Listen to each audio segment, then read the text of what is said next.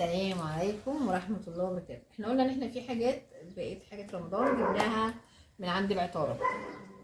هتقولي طب ما في فايبر الحاجات دي، بس انا اقول لكم لقيتها غالية السكة كده، بس مش غالية قوي يعني، وكم اكبر. انا كان ممكن اجيب كم اصغر ويبقى الحاجات اللي انا عايزاها، بس في حاجات انا جبتها استثنائي. يعني حاجة زي كده، ده بونيه الشعر عشان البنات الحلوين والعرايس الجداد اللي هي بتقول الشعر بينزل وبيتقطع والكلام دوت. البونيه دوت معمول من الستان، بيحافظ على شعرك عشان ما يتقطعش. عشان كده تملي الدكتور بيقولك خلي تحت راسك حاجه ستان، فده ممكن تحطيه على شعرك بالليل. انا جبته للبنتين، هيحافظ على الشعر انه ما ينزلش، وفي نفس الوقت هيحافظ انه ما يحتكش باي نوع من انواع المخده. انا واحده من الناس ما بحبش انام على المخده الستان، انا بحب انام على القطن، فمعوده اولادي على نفس الحكايه، ولكن شعرهم ما بيستحملش. طب ما ماشي اوكي، يعني انا عشان اعدل شعرهم اضر بشرتهم؟ ما بشرتك هتطلع حبوب لو في اي خامه تحت وشك، فده هيحافظ على شعرك، والمخده بتاعتك خليها قطن زي ما هي. دول البنتين، الواحد عامل حوالي 60 جنيه، الاتنين عاملين 120 جنيه. بعد كده الكيس الحراري. طبعا انتوا عارفين ان الكيس كل ما بيكبر حجمه كل ما بيتغير، بيقل كميته في الاكياس. ده اللي هو بيشيل فرخه، ده 5 اكياس. وده اللي بيشيل الديكو رومي مثلا او البطايه، ده هتلاقيه 3 اكياس في الباكت. اوكي، ده بكامل واحد، الواحد ب10 جنيه. يعني انت ممكن تعملي مثلا الفراخ المشويه او البطايه او اي حاجه انت عايزاها، لو انت ما بتعرفيش تظبطي سواها هتقعد معاكي في الفرن فتره اقل، وفي نفس الوقت هتكون افضل. الكيس دوت هيخليكي تظبطي، ولو عايزه بتدخلي هقول لك تعملي ازاي تتبيله حلوه، وتحطي الفرخيه او البطايه جوه الكيس وهيطلع لك بطعم تحفه. ممكن تقطعي معاه الخضار والحاجات دي. مش عارفه ده مش طلبات، انتوا بتخليني احكي لكم ليه؟ ده احنا قلنا ب 10 جنيه ماشي، عشان نعمل طبعا شيش طاووق ونعمل الحاجات الحلوه. ده الكيس ب 15، هيعمل معاكي 5-6 وجبات. اوكي، انا جبت كيسين. في معانا دي خله صح، وفي كاستر بوكس عشان حاجه رمضان بقى والكنافه والحاجات الحلوه. احنا جبنا كاستر بالفانيلا كوكس ماشي. ده سعره حلو يا جماعه، مش اوفر قوي. ب 25 جنيه. 25 جنيه عندنا 3 مرات حاجه حلوه، مره جلاش، مره كنافه، مره كاستر. بس يعني احنا بصوا احنا هندلع نفسنا. ده كيك شيف ماشي، انا جبت 5 حبات وجبت 5 حبات فانيلا، لان انا بحب الفانيلا السائله، بس انا عندي لو جبت جديد هوريهولكم وهقول لكم سعره ايه دلوقتي. ال5 كيك شيف ب30، وال5 فانيلا ب5 جنيه. امسكي.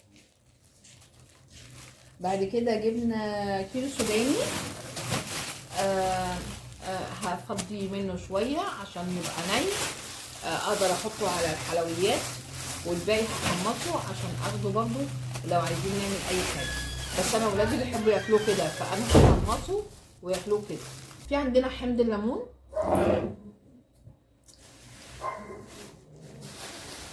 بصوا بقى حمض الليمون ده الناس تقول لك ايه، لا انا بستخدمه في حاجات معينه. انا ساعات بيبقى مفيش ليمون فممكن استغله كمان، مش عشان الحاجات اللي بتتحط فيها بس انا ممكن استغله كمان لو حاجه ناقصه من عندي. اوكي، حمض الليمون ده بكام؟ ب 35 جنيه. معلش انا ما عرفتش اجيب ورق عنب حلو طازه، فلو لقيت هجيبه واوريكم. بس انا لقيت برطمان ورق العنب اللي انا عارفاه ب 35 جنيه وب 40 جنيه. ده ب 35 ماشي، والورقه بتاعته صغيره. وده ب 40 عسير. انا كمان استغلاليه، انا بستغل البطرمانات. خلي تفاح،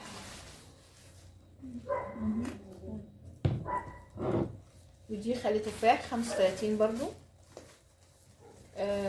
بس انا جربته قبل كده ممتاز. اوكي، وفي عندنا زيت جوز الكتان اللي قلت لكم عليه بقى، اللي هو الزيت الحار. عشان رمضان وعشان السحور. اوكي. جميل برضو. بكام؟ ب70 جنيه. يعني احنا لو حسبناها هو ده نص كيلو طبعا، بس مش اكيد مش هحطه على وجبتين 3 عشان بس ما حدش يقول لي افترى والزيت بكام يعني بلاش اي حاجه تعاد. انا والله العظيم بقول لكم الحاجه لما بيكون ما معيش فلوس ليها، وانتوا عارفين وفي فيديوهات قبل كده بتسجل كلامي ده، اللي معيش فلوس ليه ما بيلزمنيش. انا ماشيه زي ما الرئيس بتاعنا بيقول، اللي معكش ما تستخدموش، ولا ما بستخدموش لما يكون ما معيش. معايا الحمد لله، الحمد لله بجيبهم وما بخليش ولادي عايزين حاجه. في خل ابيض اهو، بس ما لقيتش اللي انا بستخدمه وود او التاني ايه هاينز، فجبت دوت. انا كنت جبته مره عشان كنت بعمل التونه وكنت بعمل حاجه تانية، فما شاء الله جميل.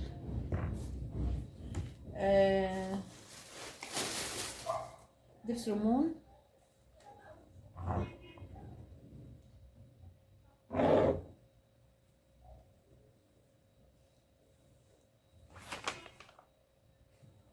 ده دبس رمان اديه ب50 جنيه.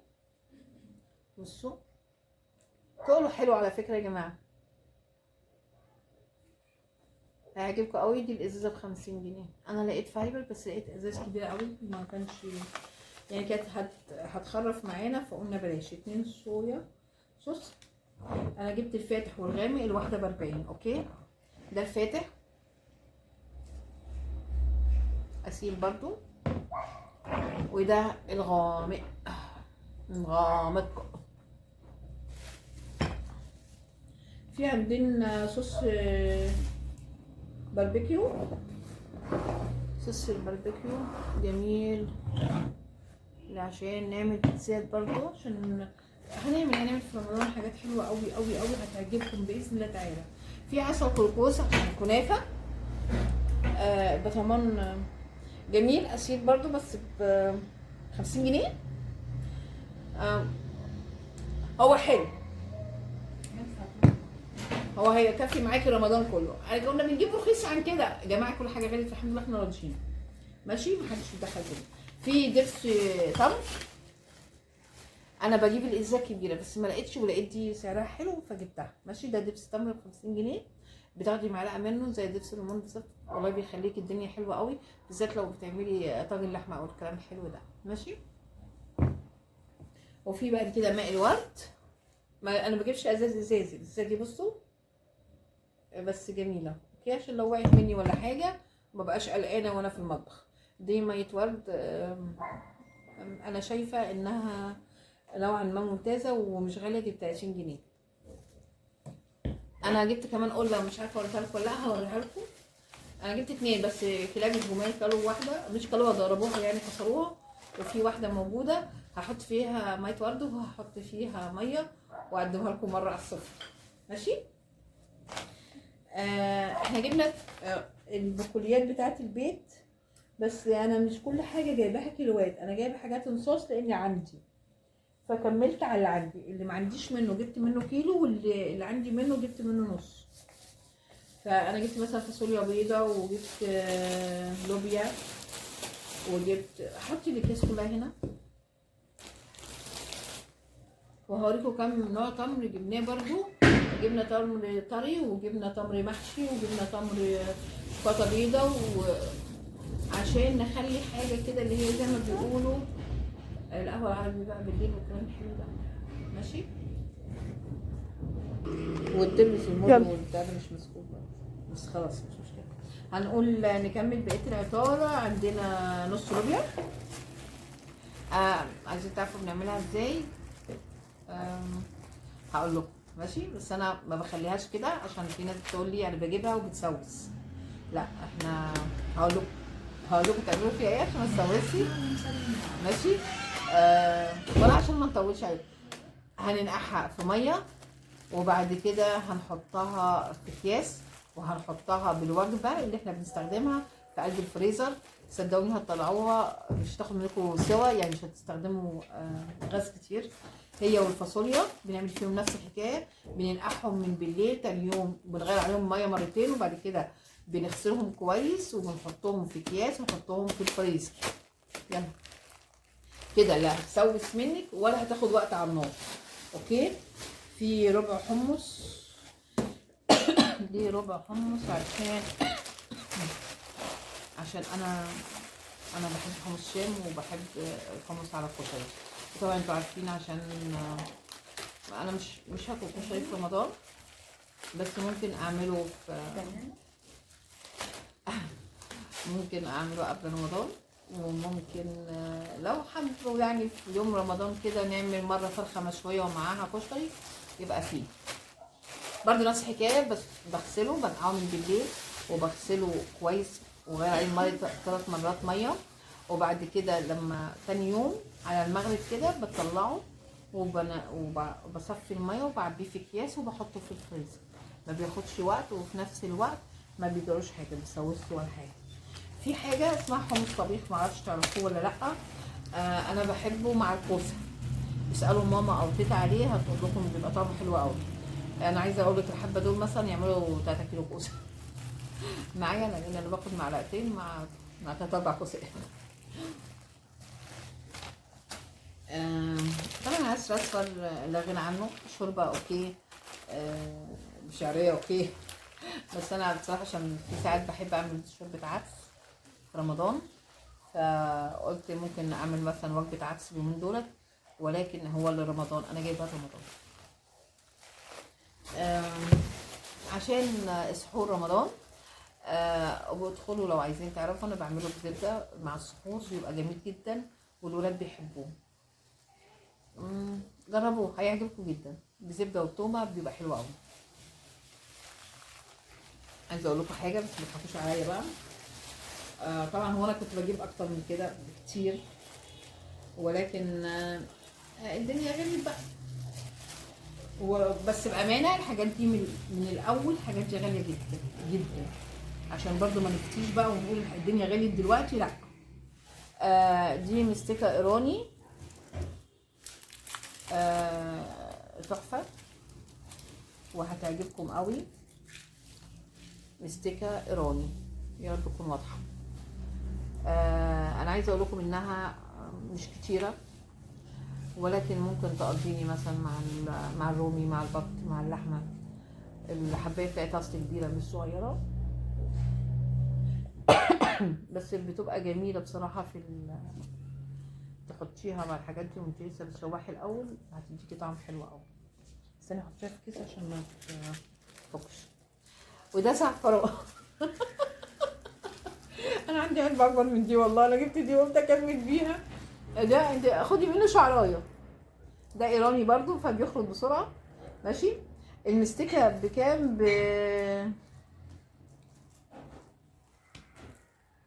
المستكه 35. المستكه 15. المستكه تقريبا الحبه دولت ما يكملوش 35 جنيه. الزعفران ده ب50. مش قد ايه؟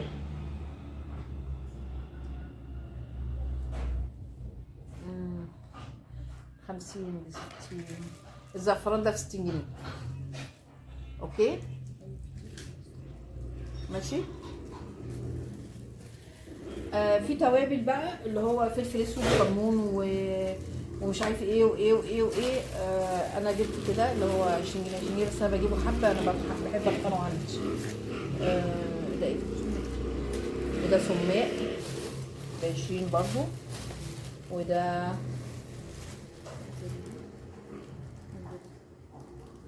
جنزبيل وكمون. ده جنزبيل اوكي. وده ايه؟ وده قرفه ناعمه وده قرفه عواد. وده مسمار قرنفل.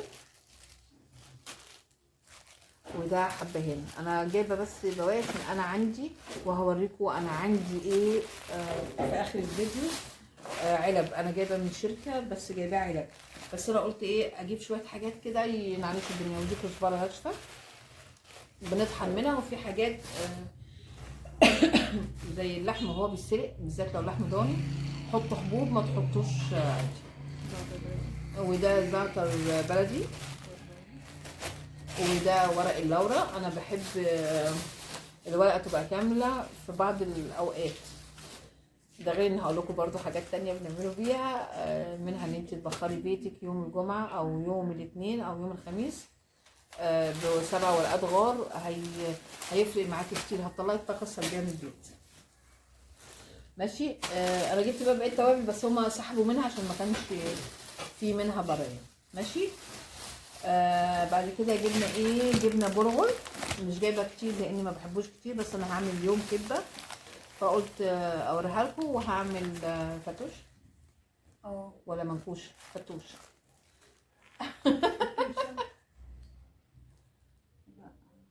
لا استنوا، استنى، ايه اسمها؟ ايه؟ تبوله. هنعمل تبوله عشان الفتوش بعيش ابيض. هنعمل تبوله. اوكي. فانا جايبه يعمل وجبتين 3 بس. في عندكم فريك طبعا عشان السمين وعشان البط وعشان الحاجات الحلوه. وبفكر احشي زيتون، معرفش ليه، بس هنشوف. بس مش اللي هو بتاع اول يوم. اول يوم ده هنطلع بصاروخ، بس محدش يعني، حاولوا تنتظروا عشان هنطلع بصاروخ. في عندنا كيكه. طبعا كان عيد ميلادي الايام اللي فاتت دي، ومحدش فيكم دخل وقال لي كل سنه طيبه ولا اي حاجه. جبنا الشوكولاته 5 مينتس، وجبنا الفراوله. النهارده هنعمل واحده. وادي البرتقال، والنبي يا رب ليه واحده عشان نفسي فيها. وادي الفانيلا. اوكي. احنا قلنا الفاصوليا واللوبيا والحاجات دي احنا جايبين صوص اسعارها نفس الاسعار اللي عندكم باذن الله تعالى. العدس الاصفر بس هو اللي لقيناه ب 76، والعدس الجبه لقيناه ب 72. التوابل كلها قلت لكم جايبه ب 20. اوكي. في عندكم البرغل انا جايبه ب 10 جنيه بس. كيلو الفريك ب 40 جنيه، حلو جدا. الاربع كيكات دولت ب 160 جنيه، يعني الواحده ب 40 جنيه. هتحطي عليها كام بيضه؟ تحطي عليها كام بيضه يا رب؟ الكيكه 3. بنحط عليها 3 بيضات، ادي مثلا 15 جنيه صح؟ نص كوبايه ميه. ونص كوبايه ميه. مش حاجه. وبتعملي تضربيها وتحطيها في قلب الفرن. عملتي البيت الكيكه ما كملتش 70 جنيه. نص كوبايه زيت او نص كوبايه سمنه. ممكن بقى تحطي نص كوبايه سمنه. برضو مش هتكلفك حاجه لان انت هتحطي من البيت، مش هتروحي تشتريها مخصوص. بس انت عملتي لاولادك حاجه حلوه وما قصيتش معاهم. مع اي شوكولاته، مع اي حاجه هتعملي الحاجه اللي نفسك فيها، عشان ما نقولش ما فيش. بالله عليكم بطلوا كلمه ما فيش. الحمد لله ربنا ستر. 3 بلح فانوس.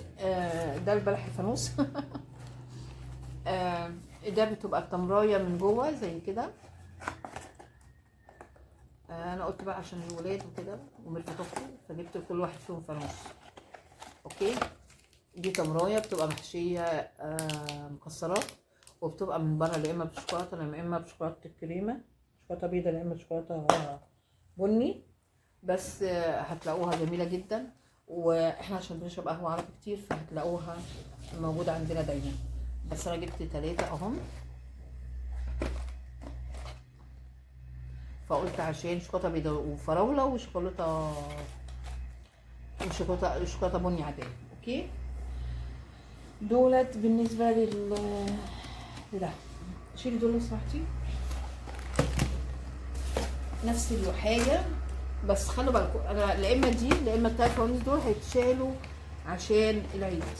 ماشي. هنا واحده من حاجه منهم هتشتغل عشان العيد خلاص، والباقي هيبقى للايام بتاعه رمضان الجميله. لان انا جايبه كذا نوع بلح وكذا نوع بلح. انا في بلح بحب انا احشيه بايديا. اوكي. دي برضو نفس الحكايه، شوكولاته بيضاء وشوكولاته عاديه وشوكولاته بندق وفراوله. اوكي. وكلهم محشيين من جوه ومعمولها مش وحش. شوفي ايه اللي وقع. وفي نفس الوقت هتبقى جميله قوي مع القهوه العربي. اوكي. العلبه دي بكام؟ العلبه دي فيها 3 انواع، عامله 200 جنيه. الشوكولاته الفانوس ال3 عاملين 225، يعني الواحده ب75. اوكي. في عندكم فانوس بلح في الشنطه دي. في دي بقى لو عايزه تقدميها هديه لاي حد هتجيبيها دي ب50 جنيه، فيها عدد مش وحش يعني، نفس الحكايه بتبقى في كيس برضو زي التانية. وفي التمر المجدول طبعا كلكم عارفينه اللي هو بدون نقع، ماشي. هو غالي شويه معلش، بس يعني برضو عشان القهوه العربي وعشان الولاد وكده. دي عامله 175 جنيه.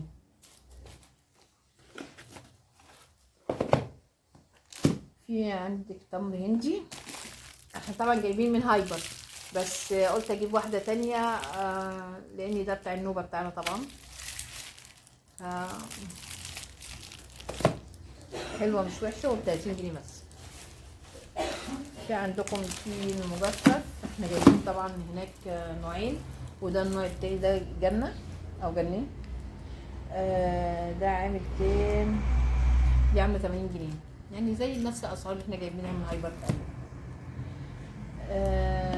ده قمح للبوليبة، الولاد عندي بيحبوه، وفي نفس الوقت حاجة حلوة كده ودافية في الأيام، ساعات بتبقى ساعة بالليل. بعد كده عندنا دبس التوت عشان نعمل تشيز كيك مع بعض. مش وحشة ومش غالية، دي ب40 جنيه، وممكن تعمل حاجة يعني كم حلو مش وحش. شاي ماتشا، الشاي ده يا جماعة أنا ولادي بيقروا عنه يعني. هو بيسيح الدهون وفي نفس الوقت بيعمل انتظام في الامعاء. بيخص برضو الشعر بالفيتامينات، صح ولا ايه؟ يعني بصوا هي اللي انا بقول لكم اللي هم قالوا لي عليه، بس لو انتوا عايزين وبيحارب بعد شويه يعني عن السامعين امراض اللوكيميا عامه. هو بصوا هو حاجه كويسه ومفيده، وديتوكس حلو قوي، ماشي. فلو حبيتوا انتوا ممكن حتى يعني بلاش تجيبوا الباكت في كام كيس؟ 20، في 20 كيس ب 360 جنيه. اهو الكيس بتاعه، ماشي. ممكن تجيبوه بالكيس وتجربوه، ممكن تتفقوا مثلا لو 2 اخوات او كده وتجيبوه مع بعض، وكل فتره تاخدوا منه مش وحش. انا اولادي تملي بصراحه يعني بيلاقوا حاجه حلوه بيبقوا نفسهم يقولوا الدنيا كلها عليها يعني. لسه معاكم. وفي عندكم دي الشوكولاته اللي انا قلت لكم عليها، دي القالب ب35، في شوكولاته بيضه وفي شوكولاته بني. حضرتك لو جبتي قالب الكيك اللي انا علبه الكيك اللي انا وريتها لك ب40 جنيه، وفي نفس الوقت جبتي قالب زي ده ب35، مش تعمليه كله، ده انت هتاخدي منه قلبين بس والباقي هتشيليه عندك في الثلاجه. قولي هيكلف مثلا 15 جنيه مع كيس كريمه ب10 جنيه. انت عملتي كوكايه في البيت او عملتي قالب كيك حلو للولاد، او حتى قطعتي الكيك لحتت صغيره وحطيتيها في كوبايه وحطيتي بينها شوكولاته او كريمه وديتيها للاولاد، انت جبت لهم حاجه بتجيبيها من بره، الكوبايه الواحده بتعمل 80 و90 جنيه، هتعملي ل5 افراد او 6 افراد بما يكملش 70 80 جنيه او 100 جنيه. يبقى احنا كده على الاقل خلينا في حاجه حلوه في البيت. نفس الوقت ممكن تحطيها مع الكنافه هي او الكريمه، ممكن تحطي مكسرات، ممكن تحطي فواكه. المجال مفتوح قدامك، عيشي حياتك ورتبي بيتك زي ما انت عايزه، مالكيش دعوه بحد. ربنا مدي كل واحد ال 24 قيراط بتوعه، صحه، عيال، فلوس، راحه بال. انا بحمد ربنا ان هو مديني راحه البال اهم من اي حاجه، والفلوس دي اخر حاجه بفكر فيها. جه عليا رمضانات ما قدرتش اجيب فيها حاجه، وجه عليا رمضان كنت نازله شاريه يمكن سوبر ماركت بحاله، بس هو الرزق بتاع ربنا مش بتاع بني ادمين. تصدقي شيء الشوكولاته دي عايزين بقى ايه؟ قمايدين، وعايزين قمايدين نسيب دول زي ما هما، لسه ما جاتش وقتهم.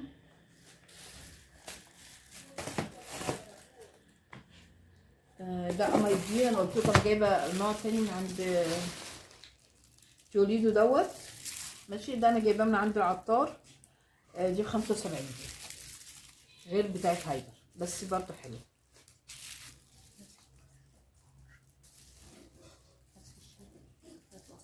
اه ما هي فرق بسيط، انا بقول لها نفس قلت لهم نفس التلفزيون، مش هو ولا إيه؟ ماشي ماشي. في عندي بونبون 5 اكياس كده.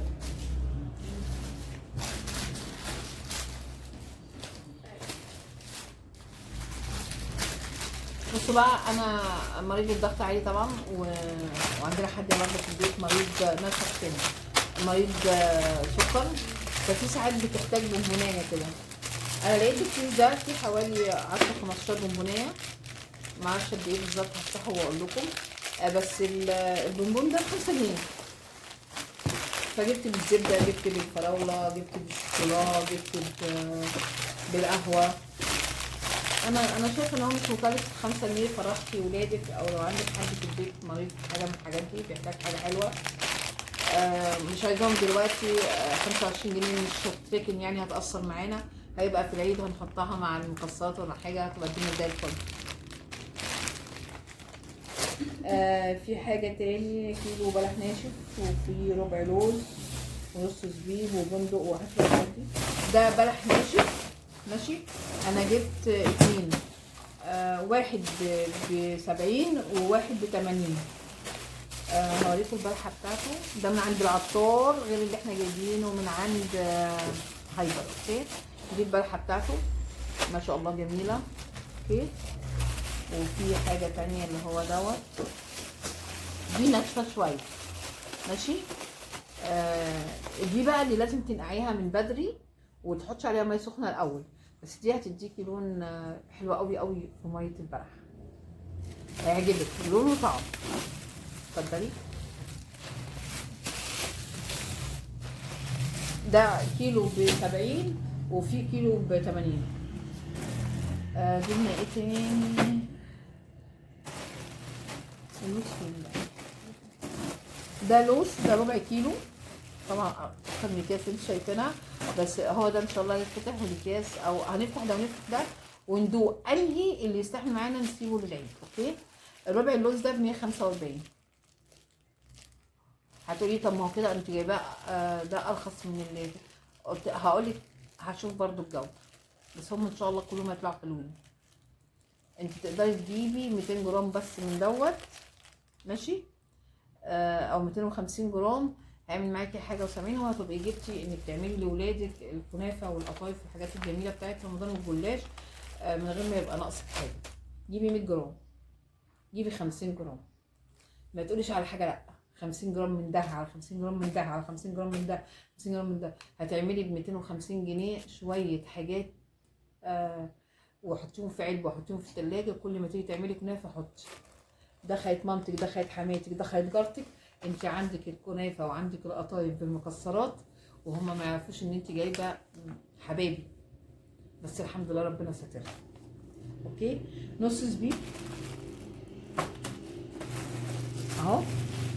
انا طبعا من عشاق الزبيب، بس ما لقيتش الزبيب الاسود، بس اوعدكم ان انا هجيبه واوريه لكم.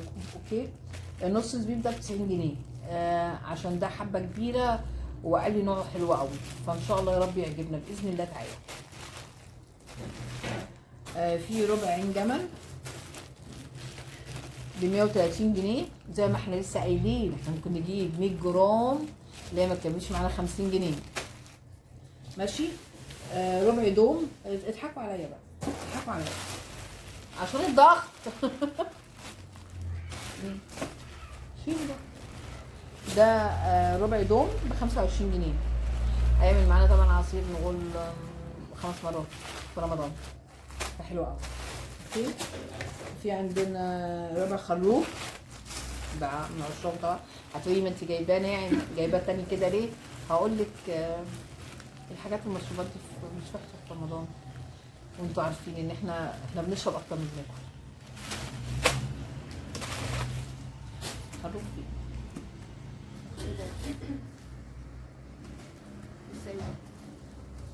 ده خروبه مكتوب عليه ماشي. عايزين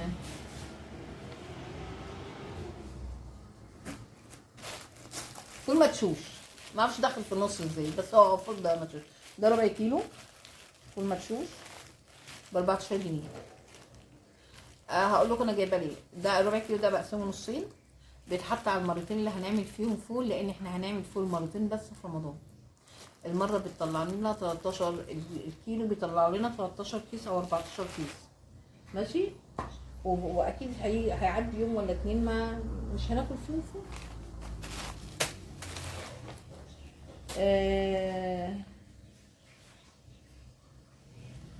فين القراصية ده؟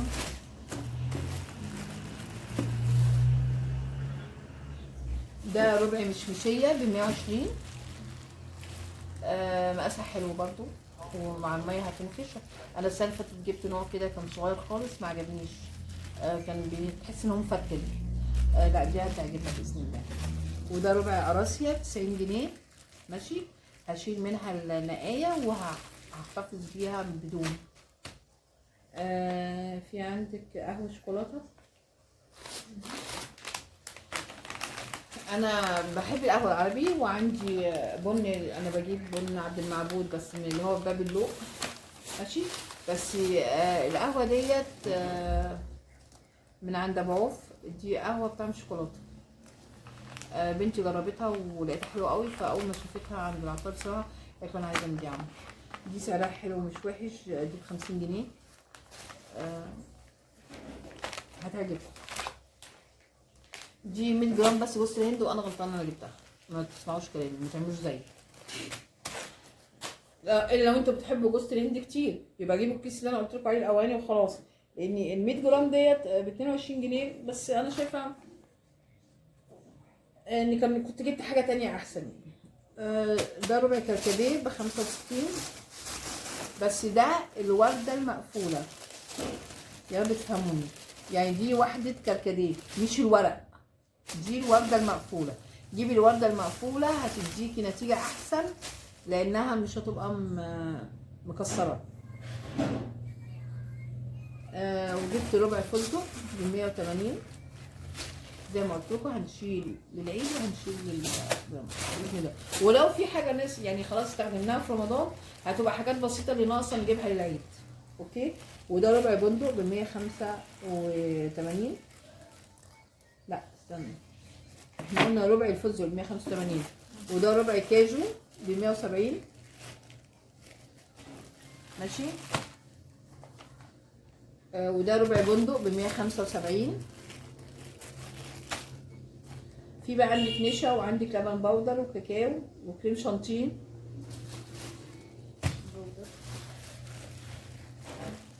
نشا، النشا طبعا خدوه معلش، استخدموه يعني حقوق عليا.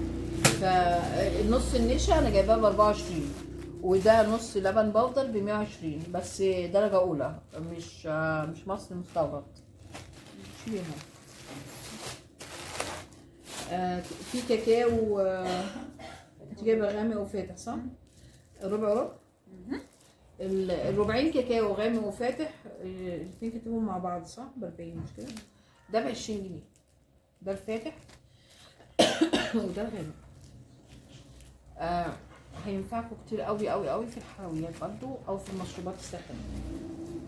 وده كريم شانتيه سايب، انا جايبه اكياس بس انا جايباها من حد تاني، مش جايباها في الشهر دي، انا جايباها قبل كده. وده السايب ب30 جنيه، ربع كيلو برضه. ده جيلاتين ب20 جنيه. بنحتاجه في حاجات كتير قوي من الحلويات، ف جبنا ب20 جنيه بس. ودي نص دورة فشار عشان لو حبينا نقعد. وده فنكوشي ملون بيتقلي برضه تحفة. وفي عندك زعتر بلدي، قلنا مع الاكياس اللي هي التوابل. وفي نص ترمس حلو، ده اللي ما بياخدش نقع كتير. وده الترمس البلدي اللي بيتنقع كتير، اوكي. بس انا جايباهم للعيد بصراحه. وفي ملح ليمون وملح خشن استخدمتهم، لان انا امبارح عملت معاكم التونه، وعملت شويه فسيخ.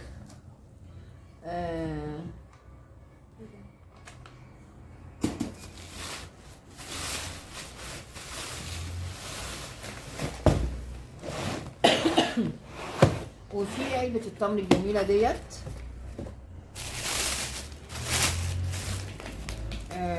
دي 5 كيلو.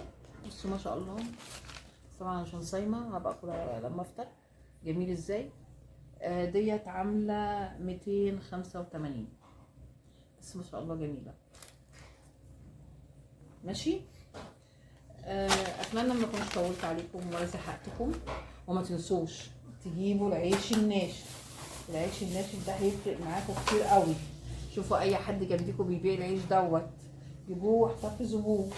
ليه؟ عشان هنعمل فتة كوارع، وعشان هنعمل حاجات تانية كتير جميلة. هنعمل فتة لحمة طبعا، ونعمل فتة دجاج، وهنعمل حاجات حلوة، وهنكتب منيو مع بعض ان شاء الله. ان شاء الله ان شاء الله هيكون وش خير علينا.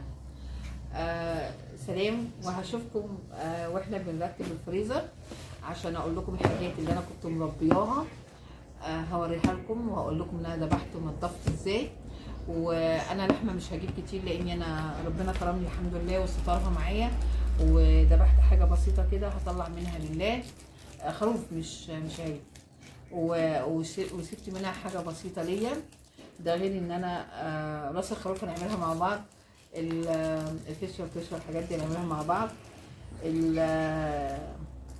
المنبار اللي فيها هنقسم شويه، هنعمله سجق وشويه هنعمله منبار.